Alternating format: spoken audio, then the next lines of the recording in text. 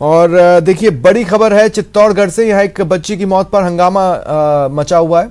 6 साल की बच्ची की एक हादसे में मौत हो गई। दरअसल एक क्रेन ने बाइक को टक्कर मार दी। हादसे में 6 साल की बच्ची की मौत हुई, वहीं एक दूसरा बच्चा घायल हुआ। चिक्सी सुखवाड़ा मार्ग पर यह हादसा हुआ। हादसे के बाद आक्रोशित ग्रामीणों ने, हादसे से गुस्साए ग्रामीणों ने सड़क पर जाम लगा दिया। देखिए तस्वीरें आपकी टीवी स्क्रीन पर है। बड़ी संख्या में ग्रामीण और आसपास के लोग वहां पर मौजूद हैं। पुलिस के अधिकारी वहां पर मौजूद हैं। लोगों से समझाइश की कोशिशें चल रही है, लेकिन लोग काफी आक्रोशित हैं। वहीं सड़क पर महिलाएं, बच्चियां, बच्चे, पुरुष सभी बैठे हैं और जाम लगाया हुआ है। उनसे समझाइश के प्रयास चल रहे हैं, लेकिन हादसा इतना भयावह था। आप अंदाजा लगाइए, क्रेन ने बाइक को टक्कर मारी जिसमें 6 साल की मासूम ने दम तोड़ा है। यहाँ पर आए थे मौके पर, तो एक लक्षिता नाम की बच्ची जिसकी उम्र करीब 8-9 साल की है, उसकी मौके पर ही मृत्यु हो गई थी। एक लड़का जिसका नाम राजवीर है, वो करीब 15 साल का है। उसके एक पैर फ्रैक्चर, वो हॉस्पिटल में एडमिट है। आसपास के परिजन वगैरह हैं, ये अभी डेड बॉडी को उठा नहीं रहे थे। इस संबंध में अभी उनसे ठेकेदार के पक्ष से बातचीत चल रही है और मौके पर कानून स्थिति बनाए रखी है। टिप्पण देने के लिए ये कुआ पास में, और ये टिप्पण देने के लिए आया जो एकदम उसने पी रखा, बोतल ये पड़ी है वो इसमें जेसीबी में, और रिवर्स लिया यूँ एकदम, जो वो पीछे नहीं ले सका मोटरसाइकिल को, और बंद हो गई और उसने ली पास में। और ज्यादा जानकारी के लिए बात करेंगे सहयोगी सुभाष वैरागी से। सुभाष, सबसे पहले तो अपडेट्स बताइए। अपडेट फिलहाल यह है कि जिस ठेकेदार फर्म द्वारा रोड का निर्माण किया जा रहा था और जिसकी क्रेन से हादसा हुआ, उसके संबंधित ठेकेदार को बुलाया गया है। उससे जो सांत्वना राशि है उस पर चर्चा चल रही है और फिलहाल चर्चा कोई सार्थक परिणाम सामने आ नहीं पाया है। लेकिन साफ तौर पर ग्रामीणों का आक्रोश है और ग्रामीणों का आरोप है कि जो ठेकेदार का कर्मचारी, जो चालक है, जो इस क्रेन को चला रहा था, उसने शराब पी रखी थी और शराब पीने के बाद ये हादसा पेश आया। और लंबे समय से इस रोड का बेतरतीब तरीके से जो काम चल रहा है उसको लेकर भी लोगों ने आक्रोश प्रकट किया। जी, हादसा कैसे हुआ, इस संबंध में क्या जानकारी मिल रही है? इस संबंध में जानकारी साफ तौर पर यही है कि कोई व्यक्ति है जिसका उस निर्माणाधीन सड़क के पास में खेत है और उस खेत पर वो टिफिन अपने जो परिवारजन है उनको खाने का टिफिन देने जा रहा था। इस दौरान बच्चा और बच्ची जो है वो वहाँ उस मोटरसाइकिल के पास खड़े थे और इसी दौरान उसने गाड़ी को पीछे लिया और क्रेन के पीछे लेने के दौरान वो जो बच्चा और बच्ची थे उस क्रेन के नीचे आ गए, जिससे जो लड़का था उसके पैर में फ्रैक्चर हो गया। वही बच्ची लक्षिता जो 6 साल की बताई जा रही है, उसकी मौके पर ही मौत हो गई। और इसके बाद जैसे जैसे सूचना मिली वैसे वैसे ग्रामीण इकट्ठा हो गए और ग्रामीणों ने आक्रोश व्यक्त करना शुरू कर दिया। जी चलिए, शुक्रिया तमाम जानकारी के लिए। आप नजर बनाए रखें। जोधपुर के जेएनवीयू में पेपर लीक मामले को लेकर विरोध प्रदर्शन के दौरान एनएसयूआई और एबीवीपी कार्यकर्ता आमने सामने आ गए। यूनिवर्सिटी के केंद्रीय परिसर में जमा छात्रों को कंट्रोल करने के लिए बड़ी संख्या में पुलिस अधिकारी और अतिरिक्त जाब्ता मौजूद रहा। प्रदर्शन करने पहुंचे एनएसयूआई और एबीवीपी कार्यकर्ताओं ने एक दूसरे के खिलाफ नारेबाजी की। कुलपति को कक्ष से बाहर बुलाने की मांग को लेकर हंगामा किया। पुलिस ने एबीवीपी छात्रों को मेन गेट से ही खदेड़ दिया। हालांकि बाद में छात्र वीसी चैम्बर के पास पहुंचे और नारेबाजी शुरू की।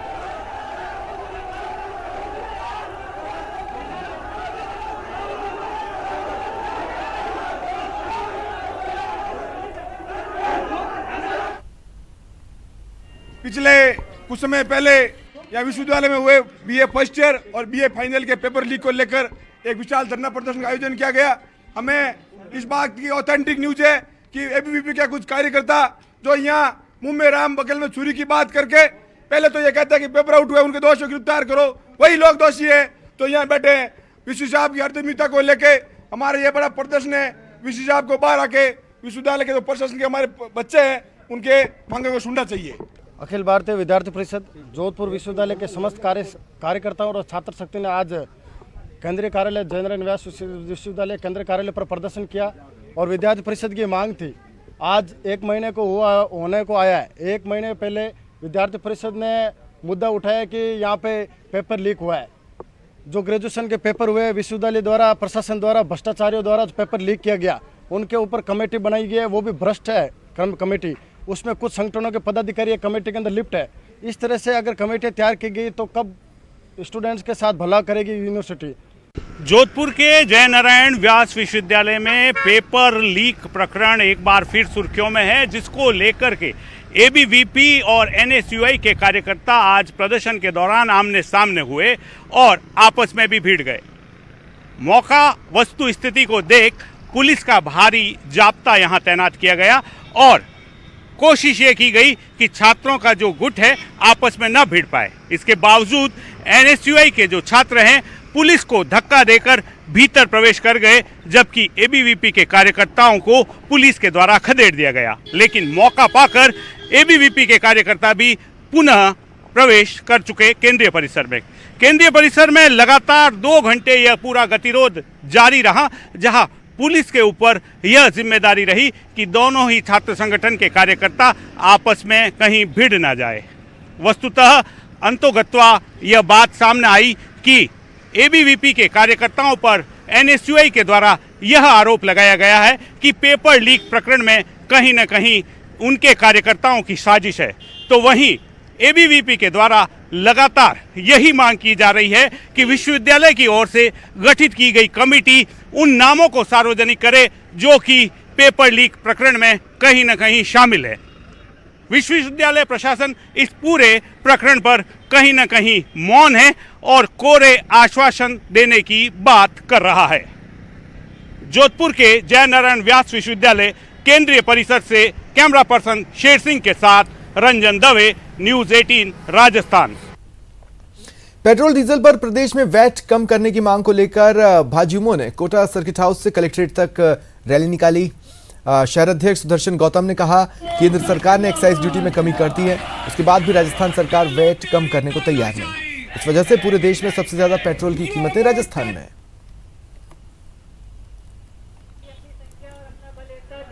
पीछे हो जाओ तो कर दो, नारेबाजी वगैरह शुरू करो। पेट्रोल डीजल पर जो वेट लगा हुआ है वो पूरे प्रदेश में, भारतवर्ष में सबसे ज़्यादा वेट राजस्थान में है। इसमें कटौती हो, इसकी मांग को लेकर युवा मोर्चा ने प्रदर्शन किया है। जिस प्रकार से यशस्वी प्रधानमंत्री जी ने देश की भावना को देखते हुए वेट में कमी की, उसी प्रकार जो हमारे पड़ोसी राज्य हैं भाजपा शासित, वहाँ पर भी वेट में कमी हुई है। लेकिन राज्य सरकार जो अशोक गहलोत की निकृष्ट सरकार है, जो सिर्फ होटल में रहती है, जो और आपको सीधे लिए चलेंगे दिल्ली। केंद्रीय मंत्री अनुराग ठाकुर मीडिया से मुखातिब हैं। बेहतर मिल पाते हैं। आपको ज्ञात होगा 2018-19 में जब सरकार ने निर्णय लिया कि लागत प्लस 50% पर एमएसपी तय करेंगे, उसको हमने लगातार लागू भी किया और उसके पालन के कारण किसानों को अच्छे दाम भी मिले, उनकी कमाई भी बढ़ी और बहुत सारे और कदम इसके साथ साथ कृषि के क्षेत्र में मोदी जी की सरकार ने उठाए हैं।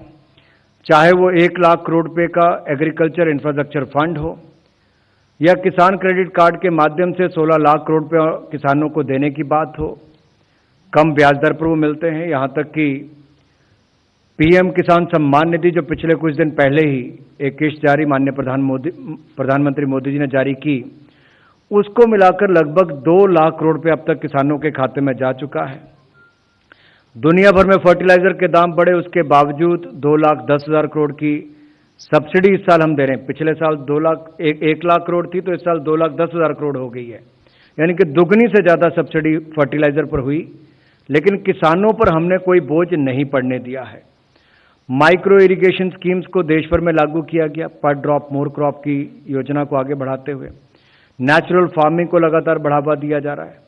नैनो फर्टिलाइजर्स का उपयोग करने के लिए उसको भी लॉन्च किया गया है और 22 करोड़ किसानों को सॉयल हेल्थ कार्ड देने का काम भी मोदी जी की सरकार ने किया। छोटे किसानों की ताकत बढ़े तो 10,000 एफपीओस बने, 6,865 करोड़ रुपया इसके ऊपर लागत आएगी, ये भी बजट में प्रावधान किया गया।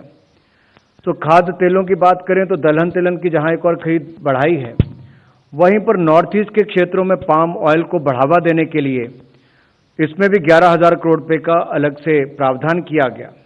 ये मैंने कुछ बिंदु आपके सामने बताए जो पिछले कुछ वर्षों में प्रधानमंत्री मोदी जी के नेतृत्व में इस सरकार ने किसान कल्याण के लिए और कृषि के क्षेत्र में उत्पादन को बढ़ाने के लिए कदम उठाए हैं। अगर आज की मैं बात करूं तो एमएसपी के जो दाम बढ़े हैं, इसमें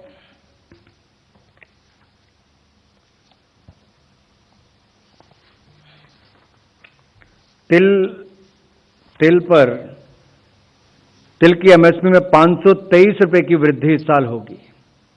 मूंग पे 480 प्रति क्विंटल इसकी वृद्धि है। सूरजमुखी बीज पर 385 रुपये प्रति क्विंटल और रामतिल पर 357, तो कपास मध्यम रेशा पर 354 रुपये, सोयाबीन पर जो सोयाबीन पीला पर 350 रुपये की वृद्धि होगी और तूर पर 300 रुपये की वृद्धि है। उड़द पर 300 रुपया, मूंगफली पर 300 रुपया, ज्वार हाइब्रिड पर 232 रुपये, ज्वार मालदंडी पर 232 रुपये, रागी पर 201 रुपया, धान पर 100 रुपया, धान सामान्य पर 100 रुपया और धान ग्रेड ए पर 100 रुपया, बाजरा पर 100 रुपया और मक्का पर 92 रुपये। अगर आप इसको तुलना के रूप में देखेंगे तो 2014-15 से पहले मात्र गिनी चुनी खरीफ फसलों पर खरीद होती थी, शायद 1-2 के ऊपर, लेकिन बड़ा बदलाव मोदी जी की सरकार आने के बाद हुआ कि बाकी फसलों को भी इसमें जोड़ा गया और किसानों की आय भी बढ़ी। हालांकि कृषि के बजट में भी जो बढ़ोतरी हुई वो आप सबके सामने है कि कैसे उसमें हजारों करोड़ रुपए की वृद्धि हुई। आज से कुछ साल पहले 2013-14 में जहां मात्र 21,000 करोड़ रुपये इसका बजट होता था, वो बढ़कर 1,26,000 करोड़ रुपया हुआ है। ये अपने आप में दिखाता है कि कितना बड़ा बदलाव इसमें हुआ है। और अगर मैं इसको थोड़ा सा आपको विस्तार में और बताऊं, ये जब हम 1.5 गुना की बात करते हैं मैं उस पर भी आऊंगा, लेकिन उत्पादन लागत में परसेंटेज वाइज अगर मैं आपको बताऊं तो तिल में 50%, मूंग पर 50%, सूरजमुखी बीज पर 56%, रामतिल पर 50%, कपास मध्यम रेशा पर 50%, सोयाबीन पर 53%, तूर पर 60%, उड़द पर 59%, मूंगफली पर 51%, ज्वार हाइब्रिड पर 50% और रागी पर 50%, धान पर 50%, बाजरा पर 85% और मक्का पर 50%।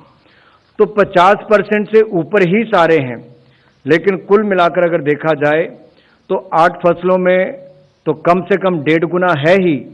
जो बाकी 6 फसलें हैं उनमें जैसे बाजरा पर 1.85 टाइम्स है, 1.85 गुना है, तूर पर 1.6 गुना है, उड़द पर 1.6 गुना है, सनफ्लावर पर 1.56 गुना है, सोयाबीन पर 1.53 गुना है।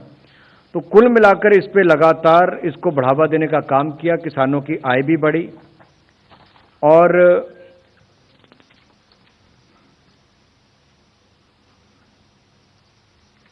जो लागत प्लस 50% पे तो हमने किया ही। इससे अगर आप पहले की सरकारों की तुलना में देखेंगे, पहले कम खेती होती थी, न्यूनतम खरीद होती थी, उच्च आयात निर्भरता होती थी और अत्यधिक उपभोक्ता मूल्य था। अब मोदी जी की सरकार के समय अधिक खेती होती है, उच्च एमएसपी के कारण खरीद में वृद्धि भी हुई, खरीद भी ज़्यादा हुई और उसको एमएसपी भी ज़्यादा देने का काम हुआ। कम आयात निर्भरता हुई और उपभोक्ताओं के लिए सस्ती कीमत है। अगर आप एक्सपोर्ट्स भी देखेंगे तो आज तक का सबसे ज़्यादा एग्रीकल्चर एंड एलाइड एक्सपोर्ट्स, ये 50 बिलियन यूएस डॉलर से ज़्यादा का हुआ है। ये अपने आप में दिखाता है कि कैसे कृषि के क्षेत्र में एक तरफ दाम बढ़ाने, योजनाओं को लाने, खरीद को बढ़ाने का लाभ किसानों की आय को बढ़ने में हुआ है और कृषि के उत्पादन में भी बढ़ोतरी हुई और आयात पर हमारी निर्भरता कम हुई है।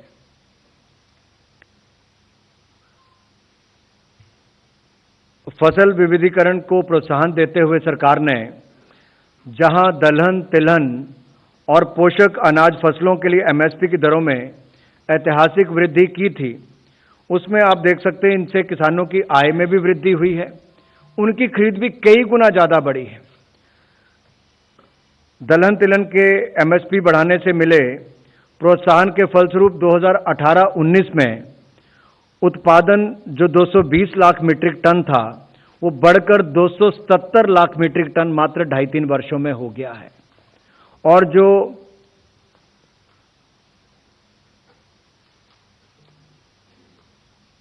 जो 315 लाख मीट्रिक टन था वो बढ़कर 385 लाख मीट्रिक टन हो गया है। यानी कि दलहन का 220 लाख मीट्रिक टन से बढ़कर 277 मीट्रिक टन और तिलहन का 315 लाख मीट्रिक टन से बढ़कर 385 लाख मीट्रिक टन हुआ है। इसी तरह से ही 2014-15 में 478 लाख मीट्रिक टन धान की खरीद लगभग 67,000 करोड़ रुपए की लागत से हुई। ये मैं 2014-15 का आंकड़ा बता रहा हूं। 2014-15 में धान की कुल खरीद 478 लाख मीट्रिक टन और कुल खर्च उस पर 67,000 करोड़ रुपया हुआ। इससे बढ़कर 2020-21 में ये 476 लाख मीट्रिक टन से बढ़कर 895 लाख मीट्रिक टन हो गई और जो खर्चा इसके ऊपर 67,000 करोड़ हुआ था वो बढ़कर 1,70,000 करोड़ रुपया हुआ है। यानी कि किसानों को 1,03,000 करोड़ रुपया ज्यादा मिला है। ये बदलाव पिछले कुछ वर्षों में हुआ। ये मैं केवल एक वर्ष का बता रहा हूं, यानी कि 14-15 की तुलना में 20-21 की तुलना को अगर आप देखेंगे तो अगर आप 8 सालों का लेखा जोखा देखोगे तो लाखों करोड़ रुपए की आय किसानों की वृद्धि भी हुई और खरीद में भी बढ़ोतरी हुई है। इसी तरह से ही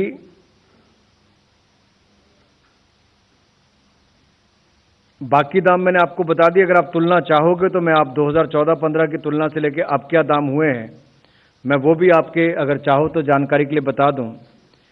2014-15 में तिल 4600 रुपये तो आज बढ़कर वो 7830 रुपये हो गए। मूंग 4600 रुपये तो आज बढ़कर 7755 रुपये इसकी एमएसपी होगी। आप कल्पना कर सकते हैं कितना बड़ा बदलाव आया है। यानी कि तिल 2014-15 में एमएसपी 4600 रुपये थी तो आज बढ़कर 7830 रुपया हो गई। मूंग 2014-15 में 4600 रुपये थी, आज बढ़कर 7755 रुपये उसकी एमएसपी दी जा रही है। सूरजमुखी बीज 3750 रुपये थे, बढ़कर 6400 रुपया हो गया है। राम तिल की एमएसपी 3600 रुपये थी, बढ़ाकर 7287 रुपया कर दी है। ये मात्र पिछले 8 वर्षों में हुआ, 7 वर्षों में। इसी तरह से कपास 3750 थी तो उसको बढ़ाकर 6080 रुपया एमएसपी कर दी है। 2014-15 में सोयाबीन 2560 थी जो बढ़ाकर 4300 रुपया कर दी है। तूर जो थी अरहर ये 4350 रुपया थी 2014-15 में, ये बढ़ाकर 6600 रुपया इसकी एमएसपी कर दी है। उड़द 4350 रुपया जो बढ़ाकर 6600 रुपया इसकी एमएसपी अब कर दी है। मूंगफली 4000 रुपया थी, 5850 इसके कर दी। इस तरह से मैं आपको बहुत सारे आंकड़े दे सकता हूं कि कैसे पिछले 8 वर्षों में मोदी सरकार के निर्णय किसान कल्याणकारी योजनाएं किसानों की आय बढ़ाने में और उनको राहत प्रदान करने में भी बहुत सफल सिद्ध हुई हैं।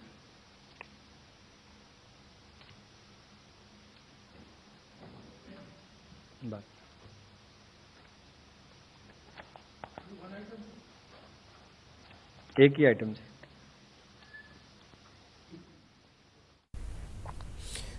चलिए बढ़ते हैं आगे। दांगीपुरा थाना क्षेत्र में 2 परिवारों के सदस्यों में भिड़ंत हो गई। मामला आपसी रंजिश का बताया जा रहा है। इस हमले में एक बालिका समेत 3 लोग घायल हुए। घायलों को प्राथमिक उपचार के बाद जिला अस्पताल रेफर कर दिया गया। यह खबर झालावाड़ से है। दोनों पक्षों के बीच विवाद खेत में गाय घुसने को लेकर हुआ था। इस मामूली विवाद ने इतना तूल पकड़ा कि दोनों परिवारों के बीच तलवार और गंडासे तक खिंच आए। बहरहाल पुलिस ने मामला दर्ज कर जांच शुरू कर दी है।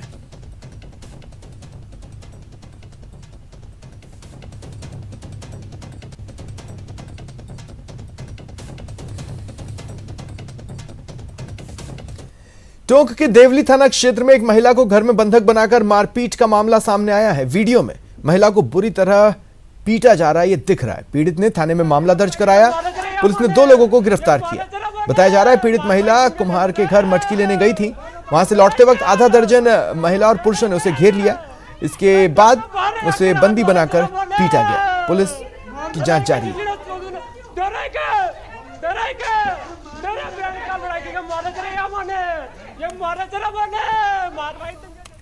तो नशीराबाद जाते जाते फोन आया गांव वालों के, भाई तेरी पत्नी को बंधक बना के 11 बजे बंधक बना के मारपीट हो रही है।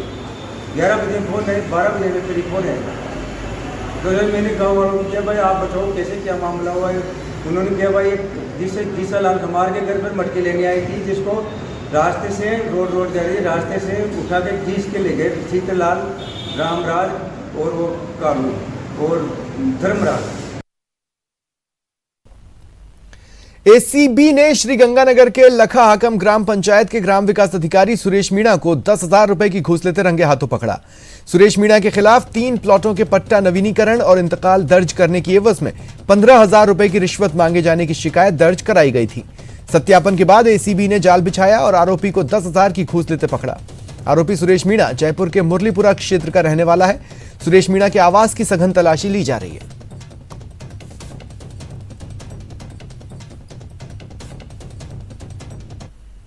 करप्शन ब्यूरो गंगानगर की टीम द्वारा लखा हकमा के ग्राम विकास अधिकारी को 10,000 रुपये की रिश्वत की राशि लेते हुए उसके निवास स्थान से गिरफ्तार किया गया।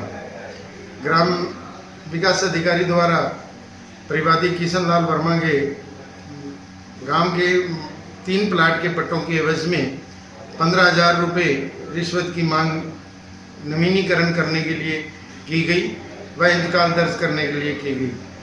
बाद में सौदा 10,000 रुपये में तय हुआ। आज परिवादी को 10,000 रुपये की रिश्वत की राशि लेते हुए उसके निवास स्थान वार्ड नंबर 2 रायशिया नगर से गिरफ्तार किया गया। टोंक के निवाई से बड़ी खबर है। यहां हाईवे पर चलना मुश्किल हो चला है। हाईवे पर ट्रक चालक से नकाबपोश 5-6 बदमाशों ने बंदूक की नोक पर लूट की वारदात को अंजाम दिया। रात 2 बजे बदमाशों ने ट्रक रुकवाया, चालक से 3,70,000 रुपए लूट लिए।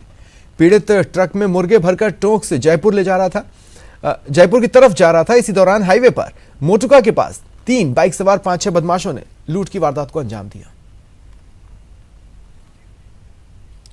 फिलहाल इतना ही। नमस्कार।